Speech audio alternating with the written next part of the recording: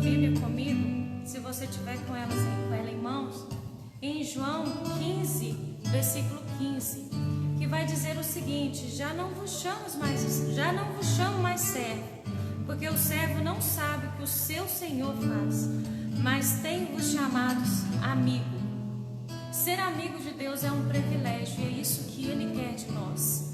Um servo, ele obedece por constrangimento, por medo, mas um amigo, ele obedece porque ele vê que há utilidade, que há crescimento em obedecer.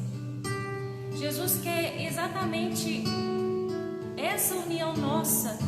Ele quer nos chamar de amigo, e amigo melhor do que Deus não existe, é um amigo melhor do que Deus. E Ele quer ser seu amigo nesta noite. Então é tão bom ser amigo de Deus, poder falar com Ele, confiar nele, e Ele está sempre de ouvidos inclinados para nós, com as mãos estendidas para nos ouvir.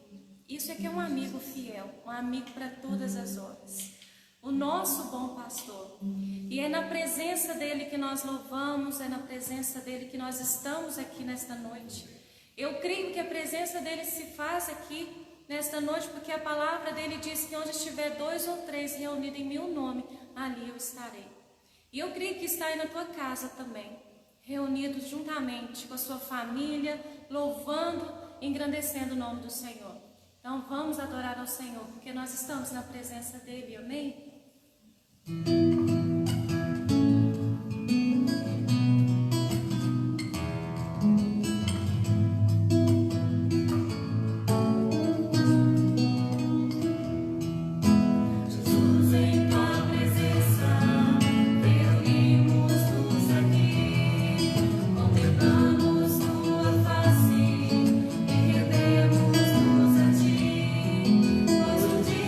Sua morte trouxe vida.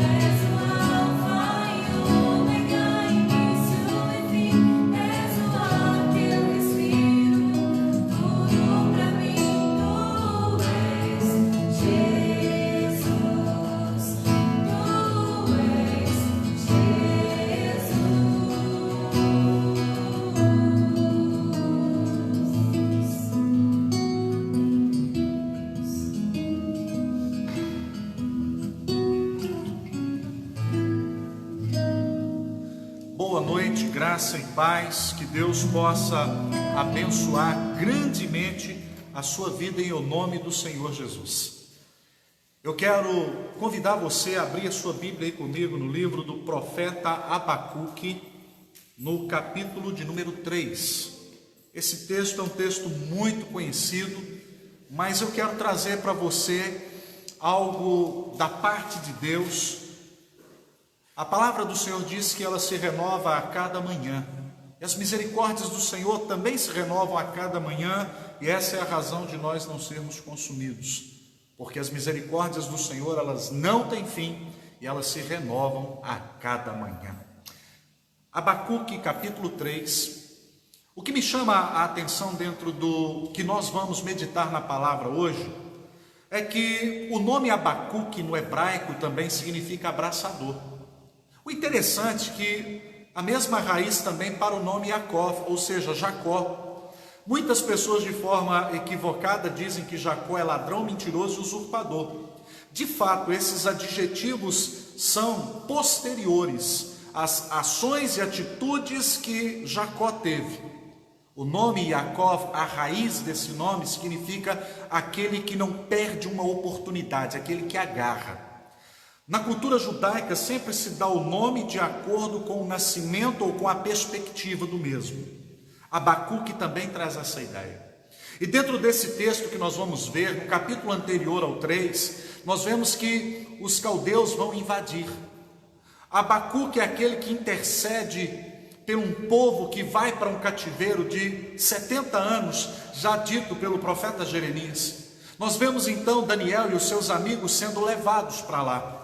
E esse texto muito conhecido, cantado em muitas igrejas, ele traz dentro do seu conceito hebraico uma força muito maior do que nós encontramos aqui na língua portuguesa, e é o que eu quero compartilhar com você. Diz assim então, Abacuque capítulo 3, do 17 ao 19 diz: ainda que a figueira não floresça, nem haja fruto na vide, o produto da oliveira minta e os campos não produzam mantimento, as ovelhas sejam arrebatadas do aprisco e nos currais não haja gado. Todavia eu me alegro no Senhor e exulto no Deus da minha salvação. O Senhor Deus é a minha fortaleza e faz os meus pés como os da corça e me faz andar altaneiramente, ao mestre de canto para instrumentos de corda. O que me chama a atenção dentro desse cântico aqui de Abacuque é que glorificar a Deus com tudo dando certo, até profetas de Baal fazem isso. Quando nós lemos lá em 1 Reis, no capítulo 18, versículo 39, quando a Shekhinah se manifesta, quando o fogo desce, consome tudo que estava sobre o altar, inclusive a água que estava naquele rego à sua volta, os primeiros a dizerem só o Senhor é Deus, foram os profetas de Baal. Dizer que só o Senhor é Deus, vivendo numa situação completamente adversa, vivendo numa situação completamente contraditória, aquela que pensamos ser a ideal para um servo de Deus, só quem tem essa visão de Abacuque aqui para fazê-lo. O que me chama a atenção é que ele começa essa música dizendo: ainda que a figueira não floresça. A palavra figueira no hebraico é teená. Essa figueira na região da Palestina, as suas folhas são muito espessas e elas têm o poder de absorção de calor, ou seja, elas retêm o calor. Se no sol estiver a 50, debaixo da figueira 45. Se você se lembrar no Evangelho de João, capítulo 1, do 45 ao versículo 49, nós vamos ver um jovem judeu, um israelita, no qual Jesus dá testemunho dele. O nome dele é Natanael. E onde ele estava, Jesus vai declarar, os homens chegam: olha, vem aqui, e nós queremos lhe apresentar um homem diferente, um homem especial. E Natanael, meio que incrédulo, vai. Mas quando ele já chega a Jesus, Jesus vai dizer para ele: eu te vi debaixo da figueira enquanto você estava descansando, enquanto você dormia, eu te vi lá. Agora o que eu quero que você perceba? Se a palavra teiná, figueira, ela me retrata de uma forma figurada, um local de descanso. O que o Abacuque então está cantando? Ainda que eu não tenha descanso, ainda que a figueira não floresça, ainda que a figueira não me produza um lugar, um abrigo do calor do sol, todavia eu vou me alegrar no Deus da minha salvação. Querido, é bem verdade que muitas vezes na nossa vida nós estamos resolvendo problemas, nós estamos correndo atrás, nós estamos na luta do dia a dia, e o inimigo às vezes não nos dá folga, não é verdade? Às vezes nós chegamos em casa e dizemos: agora eu vou descansar, agora eu quero me desconectar de todos os problemas, de tudo que está desse mundo conturbado, e de repente você vai para o lugar do descanso e você chega lá, não tem. É por isso que o nosso refúgio, o nosso abrigo, a nossa segurança é o Senhor. O Salmo 91 já abre dizendo: o que habita o esconderijo do Altíssimo, à sombra do Onipotente descansará. É debaixo das asas dele que nós encontramos o verdadeiro abrigo. Jesus, em Mateus, no capítulo 23, no versículo 37, o seu lamento sobre Jerusalém, ele olha Jerusalém na penumbra da noite, chegando no Monte das Oliveiras, e ele faz a declaração: Jerusalém, Jerusalém, que mata os profetas e apedrejas aqueles a quem eu tenho enviado. Quantas vezes eu quis te juntar debaixo das minhas asas, como a galinha junta os teus pintinhos, mas tu não quiseste. Você percebe que o cuidado de Deus é sempre nos prover abrigo, é sempre nos prover proteção? Posso me lembrar do hino do cantor cristão que diz: seguro estou, não temo o temor do mal, se guardado pela fé em meu Jesus.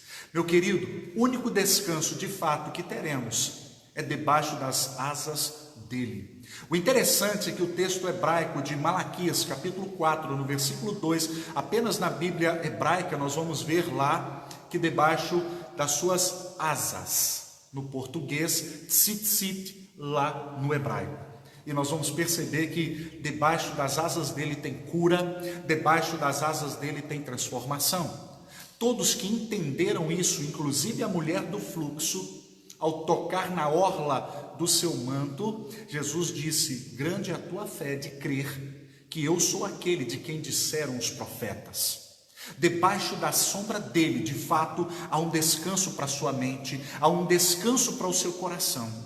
E Abacuque está dizendo: olha, os caldeus estão vindo e eles vão invadir, mas ainda que eu não encontre um descanso, ainda que não haja aqui um lugar de tranquilidade, todavia o meu refúgio, a minha segurança, a minha fortaleza é o Senhor.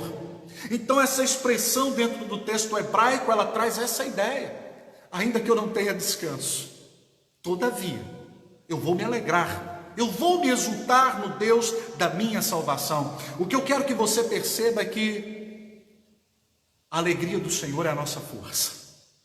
Querido, como diz Êxodo 14:14, o Senhor pelejará por vós e vós vos calareis. Então o que eu quero que você perceba é: talvez o inimigo tenha investido grandemente contra a sua vida, contra a sua família, mas eu quero declarar para você: há descanso para você debaixo das asas dele. Há descanso. Querido, entenda, nós não somos guiados por aquilo que vemos, nós somos guiados mediante a fé.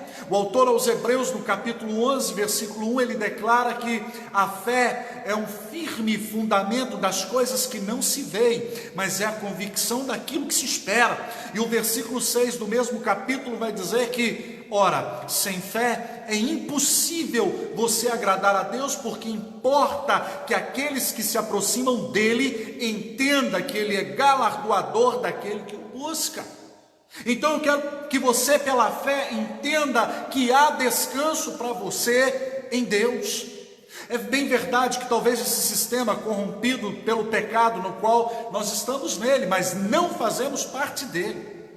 Há um descanso para você em Cristo. E o Abacuque, ele está dizendo isso: ainda que eu não tenha descanso, mas eu vou me alegrar no Senhor. Ainda que o inimigo não dê folga, eu continuo feliz, porque eu sei em quem tenho crido, e eu estou certo que ele é poderoso para guardar em depósito o meu tesouro até aquele dia. E quando nós começamos a analisar esse texto, então o que eu preciso começar a pensar? Qual é a artimanha do inimigo, de Satanás, dentro dessa perspectiva de texto, para nos tirar do foco do propósito de Deus? O diabo sabe que se você apenas peca, em 1 João 7 diz que se andarmos na luz, como ele na luz está, temos paz uns com os outros, e o sangue de Jesus Cristo, seu Filho, nos purifica de todo pecado. Então o objetivo do diabo não é te levar apenas a um nível de pecado. Isso, infelizmente, devido à nossa natureza caída, fazemos de forma muito fácil às vezes, embora não deveria ser assim, mas o é.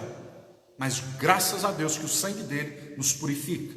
O diabo então não quer me levar apenas a esse nível do ratá, no hebraico, que é um pecado acidental, um acidente. Ele quer me levar para um outro nível, mas também não é o nível da transgressão, porque em Isaías, no capítulo 53, no versículo 5, diz que ele levou sobre si as nossas dores e as nossas transgressões. Então a que nível ele quer me levar?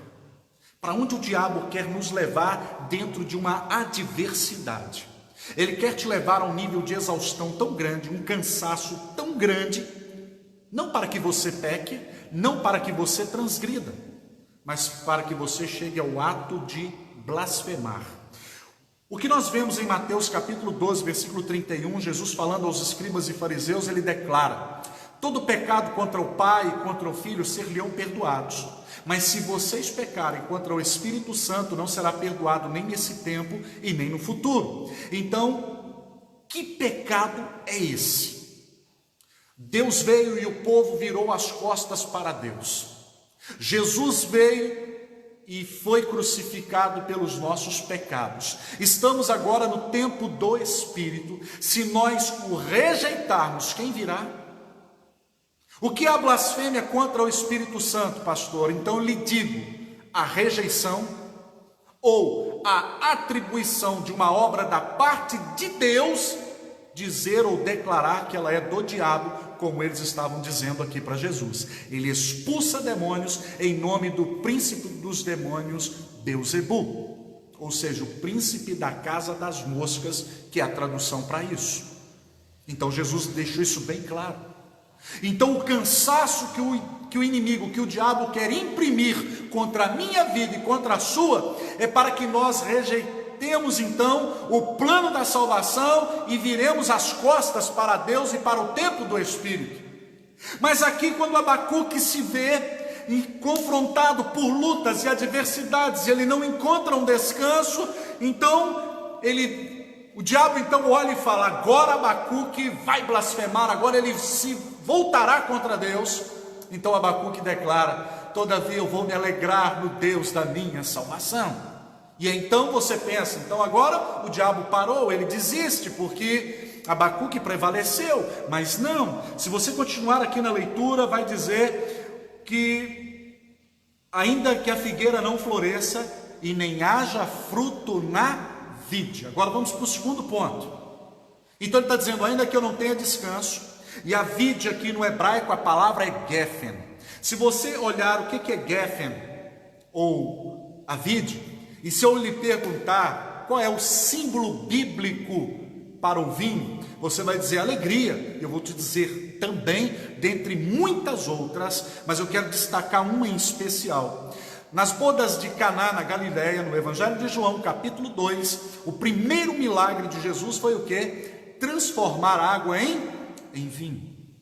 Então o que essa palavra Geffen no hebraico nos fala?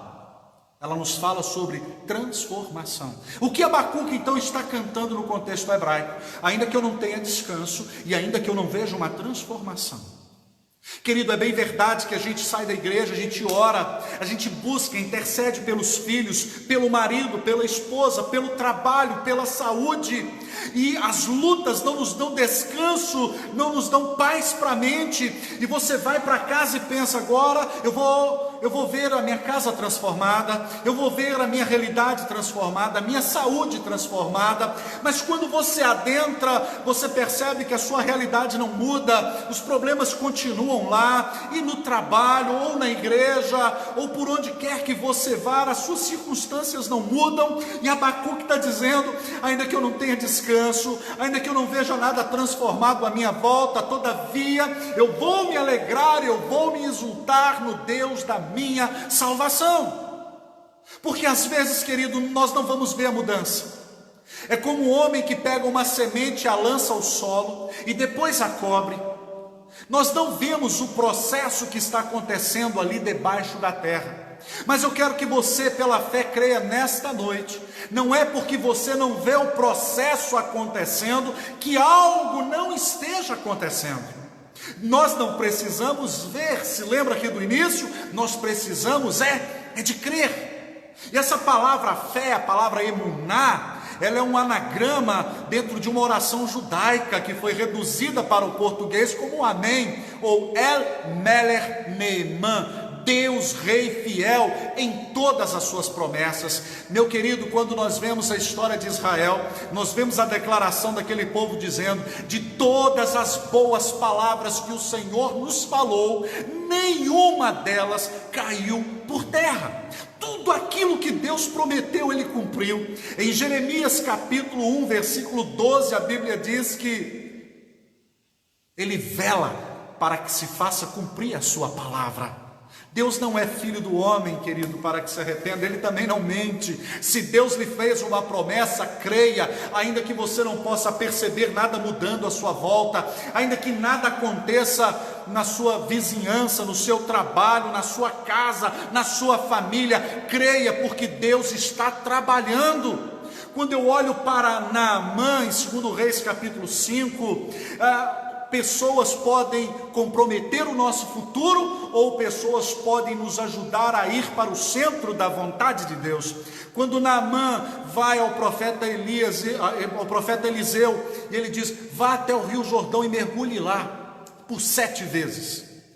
Naamã se indignou, ficou revoltado, mas um amigo, um servo dele,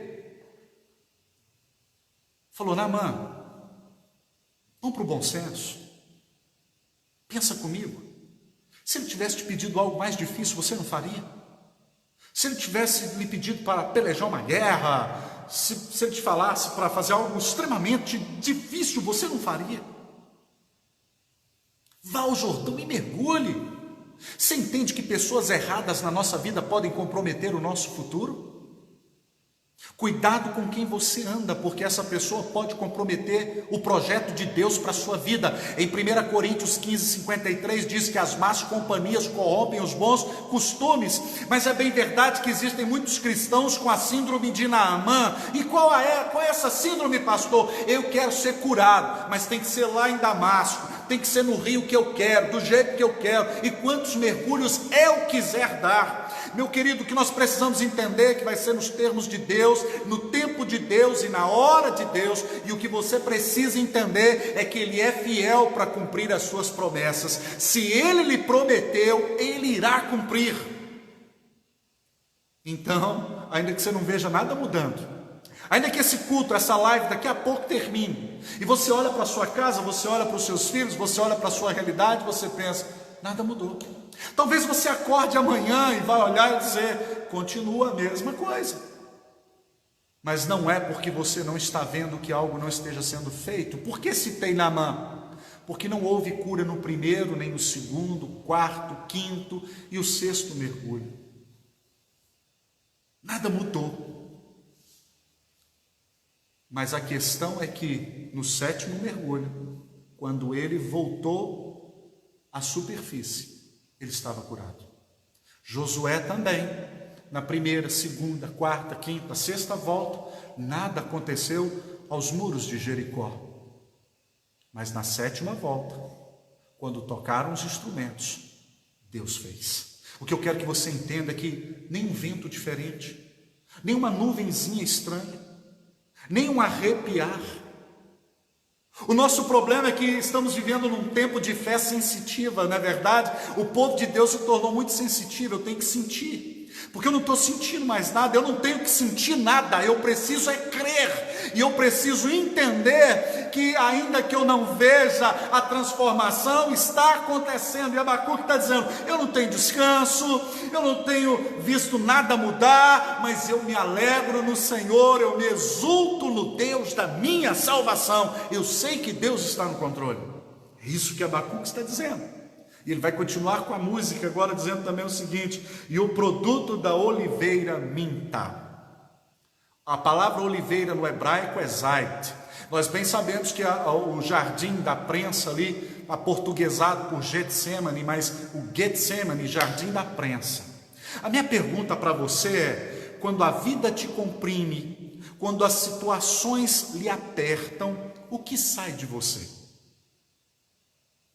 Quando o mundo comprimiu a Cristo, quando o mundo o pressionou, o que saiu dele foi vida e paz. O que saiu dele foi salvação para todo aquele que nele crê. Quando nós somos exprimidos, o que sai? O que acontece? Nós entendemos que os meios antigos para que se extraísse então ali o azeite eram pedras e troncos. Então, colocado pedras sobre pedras, e elas eram empurradas por um tronco. O primeiro azeite era o mais puro, ele era primícia para Deus. Eu quero dizer para você que a sua vida tem que ser primícia para Deus.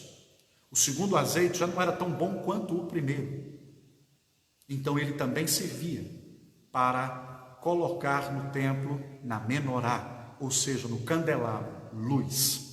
O terceiro já não era tão quanto o primeiro, também quanto o segundo, mas ele era usado na alimentação.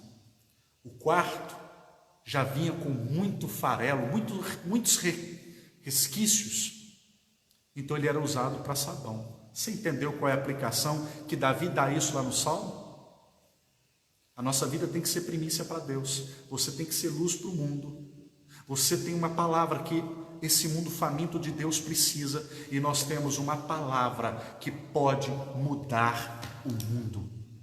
Jesus é o pão da vida, e diz o profeta Amós que vem dias, diz o Senhor, que eu enviarei sobre essa terra fome, mas não de pão, sede, não de água, mas da minha palavra.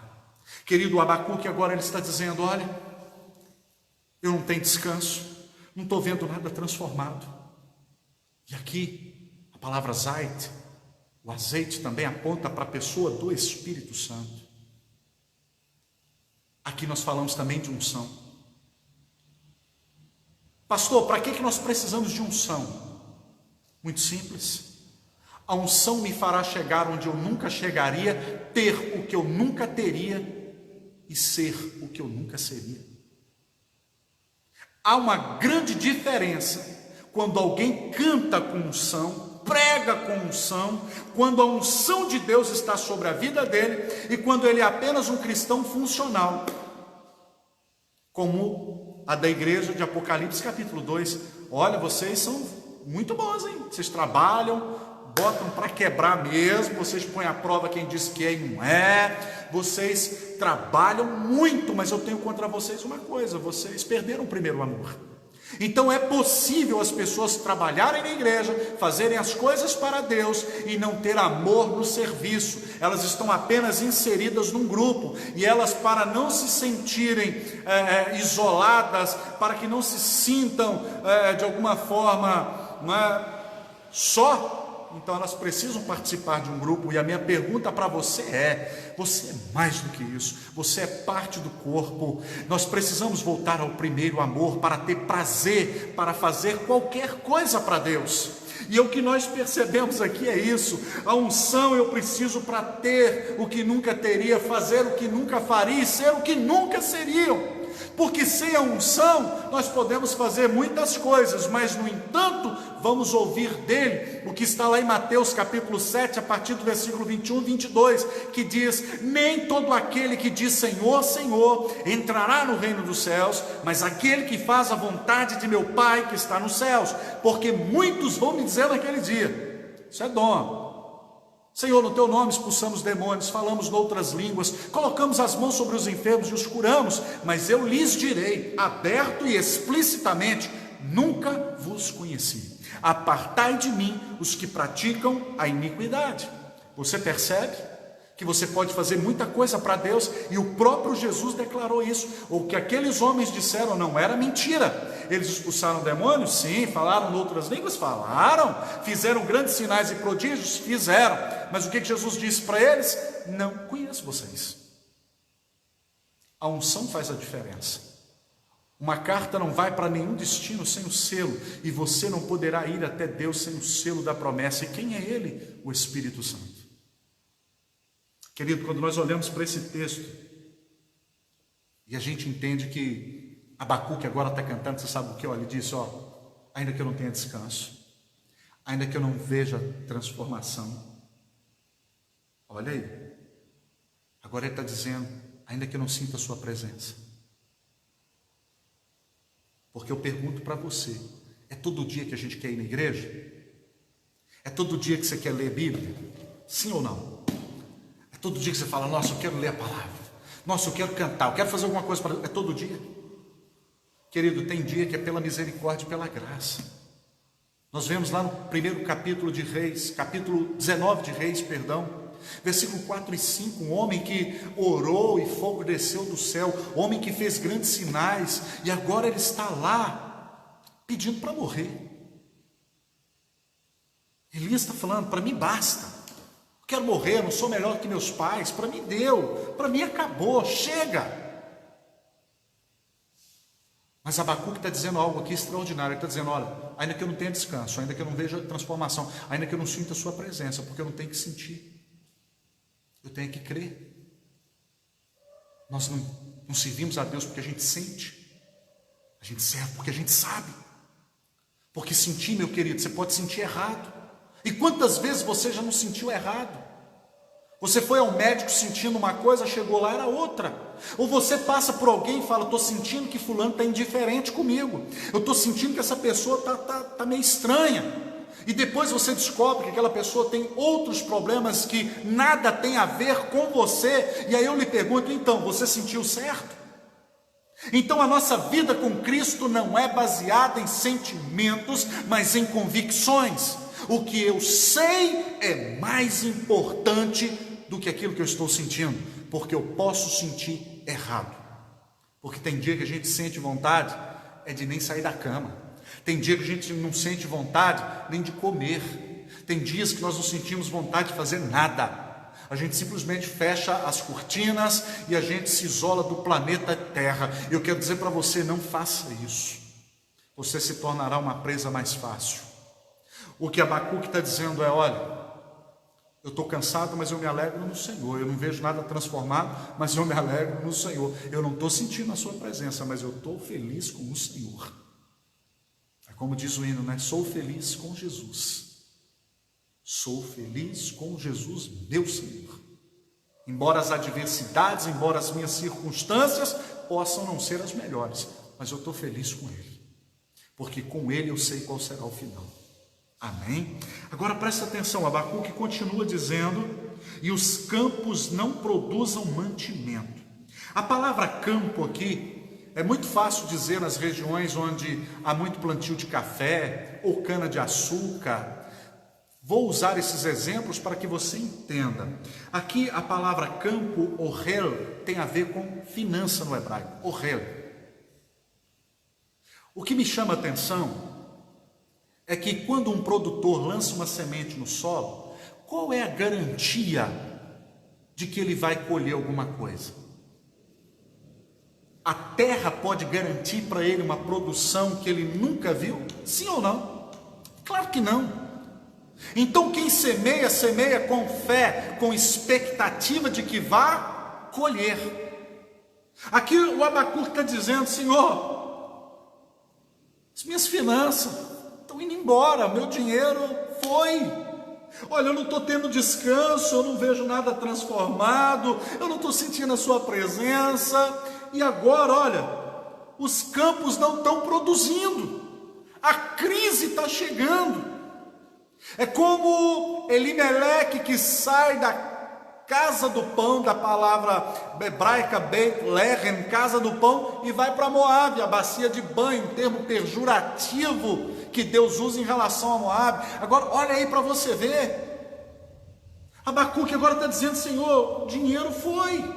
Meu irmão, é como eu tenho dito, servir Deus com tudo dando certo, qualquer um faz, até os profetas de Baal, como já citei, são os primeiros a dar glória a Deus quando tudo dá certo. Mas Abacuque está dizendo: olha, os meus campos já não estão produzindo mais, eu já não tenho uma boa colheita, e tudo que eu consigo ainda vem alguém e arrebata. Mas todavia eu vou me alegrar e me exultar no Deus da minha salvação. Um texto que me chama muito a atenção, de Deuteronômio, ele diz assim: Ohel batsal veshav batzel. O texto diz: uma terra onde você vai se satisfazer com pouco. Você percebe que dentro da perspectiva de Deus eu não preciso de muito?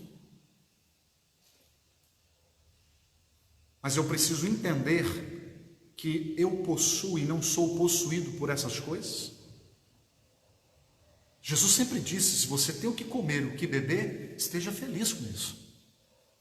No Evangelho de Mateus, capítulo 6, ele vai dizer: olha, quem está correndo atrás dessas coisas são os gentios.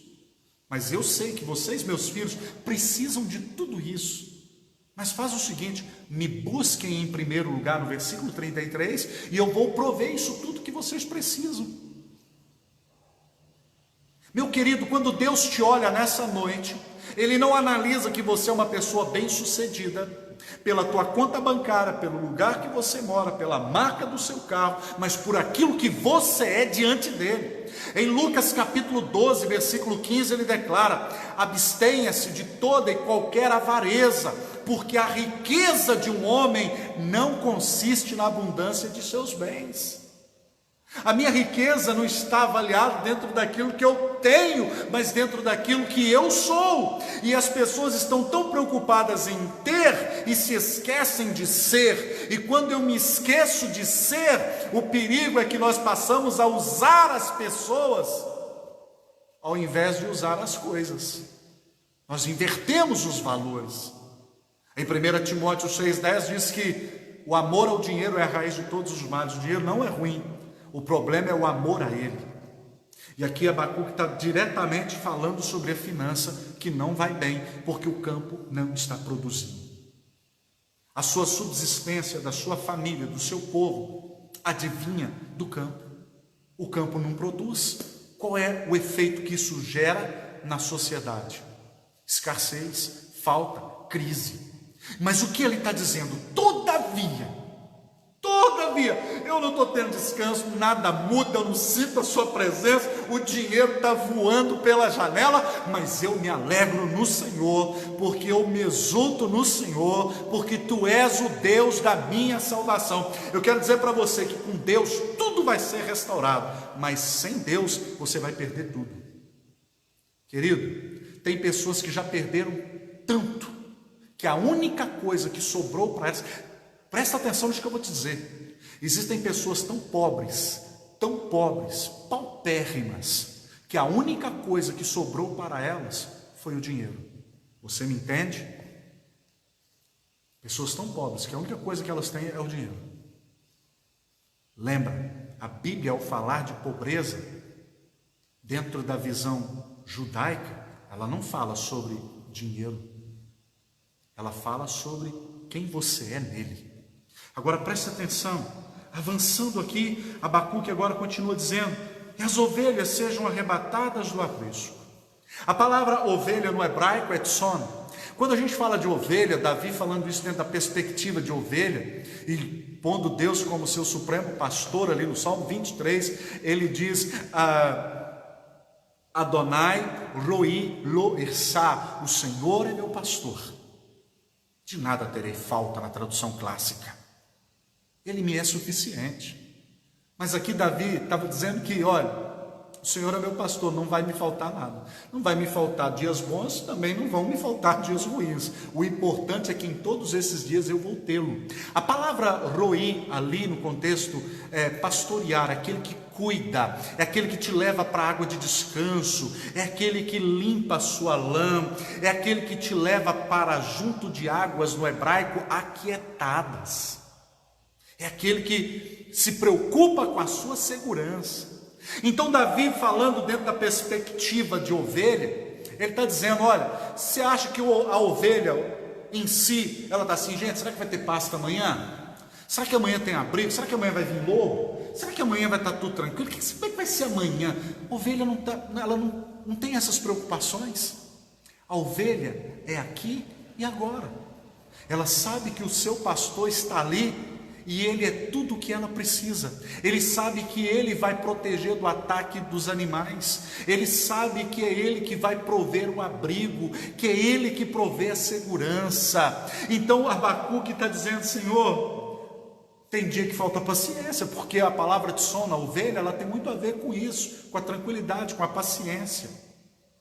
E a paciência aqui me traz pelo menos 3 frutos que eu quero falar rapidamente aqui para você. Primeiro fruto da paciência que você deve ter, eu devo ter, todos nós devemos ter. A paciência em primeiro lugar, o primeiro fruto dela é o quê? Ela evita a precipitação. Você sabe por que muitas noites de sono você perdeu? Porque você precipitou, agiu fora da hora, comprou fora da hora, vendeu fora da hora, penhorou a palavra fora da hora, agiu fora do tempo. Você não esperou pelo Senhor, você simplesmente agiu no impulso. Porque eu tenho dito, a igreja brasileira ela é muito sensitiva. Eu tenho que vir para o culto para sentir, porque se eu não sentir, então o culto não foi culto. Para com isso. Em Romanos 12, 1 e 2, 12, 1 e 2 diz, rogo-vos, pois, irmãos, que apresentei os vossos corpos em sacrifício vivo, santo e agradável a Deus, que é o vosso culto racional, e não vos conformeis com este século, mas transformai-vos pela renovação da vossa mente, para que possais experimentar qual é a perfeita, boa e agradável vontade de Deus. O culto tem que ser inteligente, você tem que pensar. E a ovelha, a palavra de som, ela me traz essa ideia de paciência. Eu não tenho que me preocupar se tem pasto, se tem água amanhã, eu só preciso para hoje. Foi o que Jesus ensinou na oração universal de Mateus capítulo 6, a partir do 9, quando ele vai dizendo, Pai nosso que estás no céu, santificado seja o teu nome, venha a nós o teu reino, seja feita a tua vontade, assim na terra como no céu. O pão nosso de cada dia me dá para a semana que vem, para o mês que vem, Senhor, para o resto do ano. É o que está escrito lá, irmão? Não, o pão nosso de cada dia nos dai hoje. Porque eu só preciso, querido, é para hoje.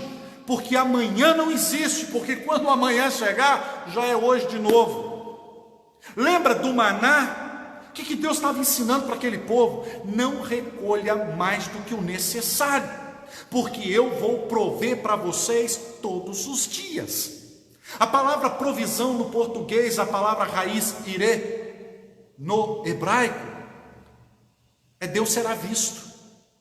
Os problemas e lutas, adversidades que você e eu enfrentamos são grandes oportunidades para que Deus se manifeste, para que Deus seja visto através da minha vida, da sua vida, das nossas atitudes, da nossa calma. Calma, meu irmão, Deus está no controle. Abacuque está dizendo, Senhor, tem dia que a calma está indo embora, as ovelhas estão indo embora, mas eu vou me alegrar no Senhor. Bode no hebraico é taish. Bode é que dá chifrada, bode é que sai pulando para tudo que é lado. Você tem que exercer o fruto maravilhoso da paciência, que é a não precipitação. Segundo fruto da paciência, se eu não me precipitar, eu não perco o equilíbrio emocional. Sabe por que você se arrepende de muita coisa que fala? Porque quando você fala, as suas emoções estão completamente comprometidas. A paciência evita a precipitação evita o desequilíbrio emocional. Não deixe Satanás tocar piano nos seus nervos, não deixe ele desestabilizar você. Terceiro fruto da paciência para mim avançar, se você exercer a paciência, você não vai pecar. Romanos 6,23 diz que a consequência para o pecado, o salário do pecado é a morte, mas o dom gratuito de Deus é a vida eterna em Cristo Jesus, o nosso Senhor. Então pensa nisso. E agora Abacuque vai dizendo, mas, e nos currais não haja gado. A palavra gado no hebraico é bacar. A palavra bacar, gado, ela tem a ver com o quê? Com patrimônio. Hoje, nos nossos dias, a gente avalia patrimônio de outra maneira, de outra forma, mas nesse tempo, quanto mais gado uma pessoa tinha, a gente dizia, nossa, essa pessoa tem um patrimônio extraordinário. O que é patrimônio e o que é um bem? Presta atenção. Uma casa é um patrimônio, porque ela tende a valorizar. O carro é um bem, porque ele vai depreciar com o tempo. O que eu quero que você perceba é que ministério é patrimônio. Quanto custa para entrar no seu ministério? Você me entende? Que existem líderes fazendo concessões e negociando o seu patrimônio, que é o seu ministério. Cuidado, que é o que nós estamos vendo aqui. Então, querido, casa é patrimônio. Um judeu nunca vai vender a casa dele, porque é patrimônio. Ele não vende. A herança que ele recebe da família já é proibida por lei. Você lembra do Acabe tentando comprar a vinha de Nabote? Ele não vende porque ele diz, o senhor sabe que eu não posso vender porque é herança. Se a herança dos meus pais é um patrimônio que eu herdei, patrimônio o senhor sabe, rei. A gente não negocia. Eu quero dizer para você que aquilo que Deus confiou a você, não importa qual seja o ministério que você ocupe, não negocie valores. Não negocia. Amém? E Abacuque está dizendo, Senhor, não tem mais descanso, não vejo transformação, nem estou sentindo a sua presença nesse negócio todo. Meu dinheiro está voando pela janela, meu patrimônio está se desfazendo, mas todavia eu vou me alegrar no Senhor. Lembra de Jó?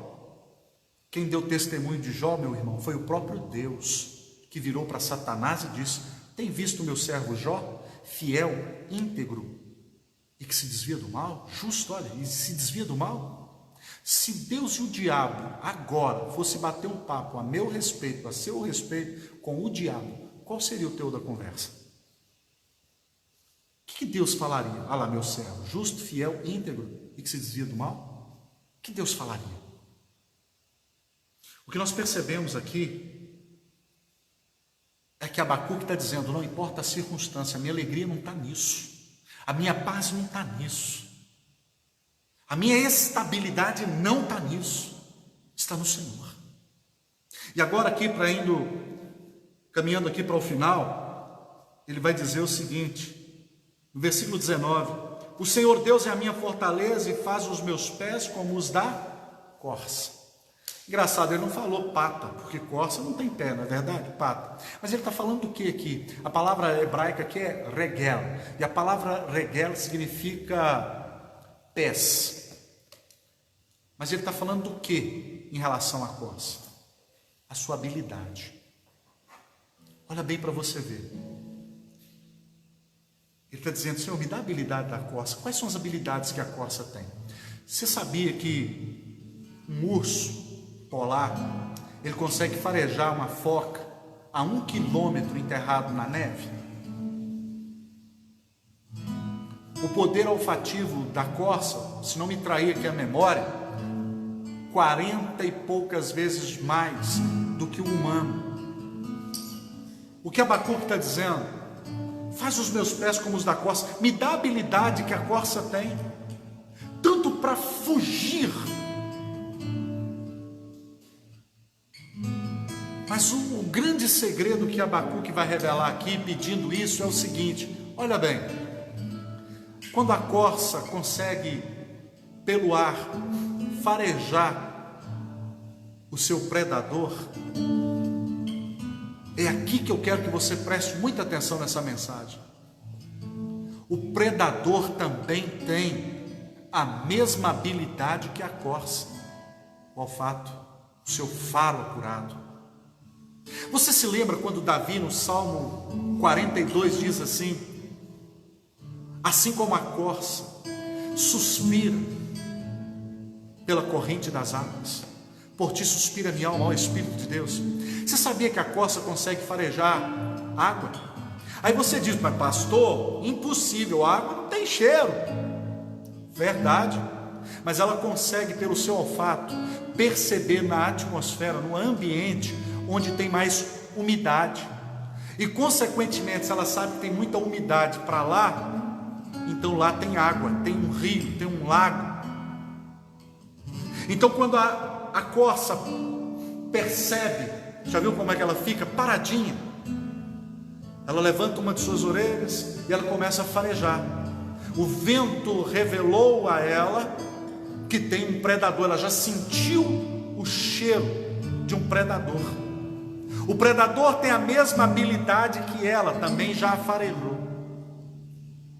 Então agora, por várias vezes, ela vai puxar bastante ar e vai perceber onde tem mais umidade, e ela vai dizer: o meu socorro está para aquele lado. Então ela começa a correr. Você sabe por quê? Porque o seu perseguidor também tem a mesma habilidade que ela, e ele também já farejou.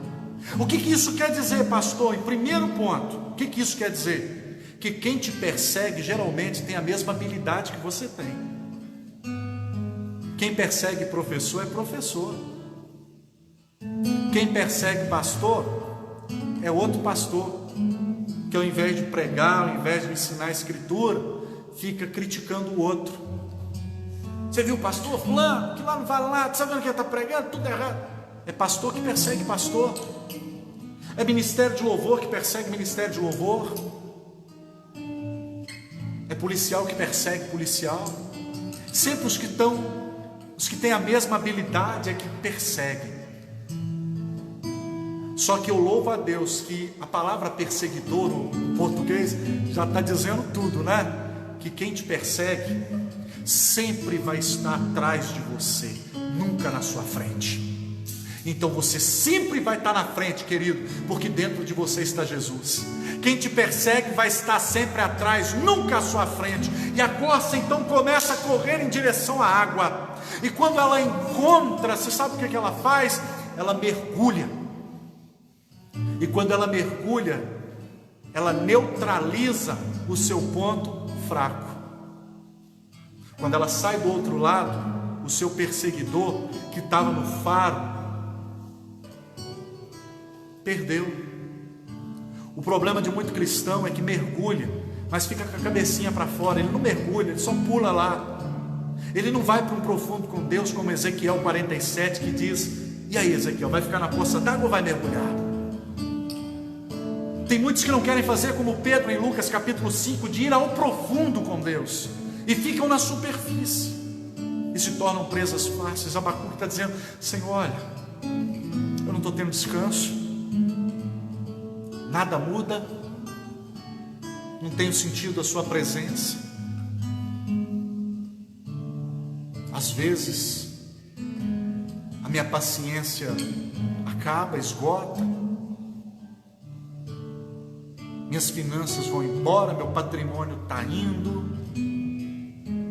mas eu me alegro no Senhor, porque o Senhor é uma rocha mais alta que eu. O Salmo 40 diz: eu esperei com paciência no Senhor, Ele se inclinou para mim e ouviu o meu clamor, tirou os meus pés de um lamaçal, de um tremendal de lodo, e me pôs sobre uma rocha e me ungiu. Deus tem o melhor para você. Faça como Abacuque, se alegre no Senhor. Pode não mudar nada à minha volta, mas isso não vai interferir a minha relação com o meu Deus. Deus abençoe você e essa palavra no seu coração. Nós vamos adorar o Senhor e eu volto para orar por você, pela sua família, pela sua casa, em nome de Jesus.